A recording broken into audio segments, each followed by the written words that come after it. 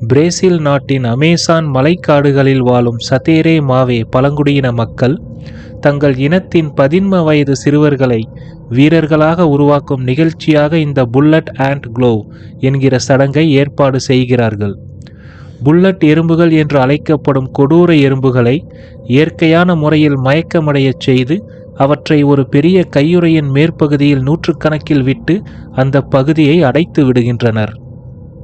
அந்த கையுறையின் மேற்பகுதிக்கும் உள்பக்கத்திற்கும் இடையில் ஒரு மெல்லிய சணல் துணியை கொண்டு தடுப்பு அமைக்கப்படுகிறது.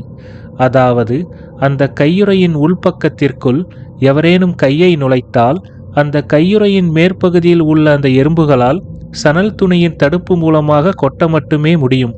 கொட்டி சதையை பிய்த்து இழுக்க முடியாது.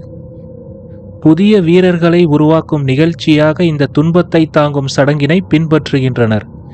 எறும்புகள் மயக்கம் நீங்கி மீண்டும் விழித்தெழுந்த பிறகு 13 வயது சிறுவன் தன் கையை கையுறையில் நுழைக்க வேண்டும். இந்த சடங்கின் நோக்கம் அதிகபட்சம் 10 நிமிடங்கள் முழுவதும் கையுறையை கையில் அணிந்து எறும்புகளின் கொட்டுகளை தாங்குவதாகும். நிகழ்ச்சி முடிந்ததும் எறும்புகளின் விஷத்தால் பாதிக்கப்பட்ட அந்த சிறுவனின் கையின் இயக்கம் தற்காலிகமாக நின்றுவிடும். ஒரு குறிப்பிட்ட காலகட்டத்திற்குள் அந்த 13 வயது சிறுவர்கள் குறைந்தபட்சம் 20 முறை இந்த சடங்குக்கு உட்படுத்தப்பட்டு அந்த வலியை தாங்க வேண்டும்.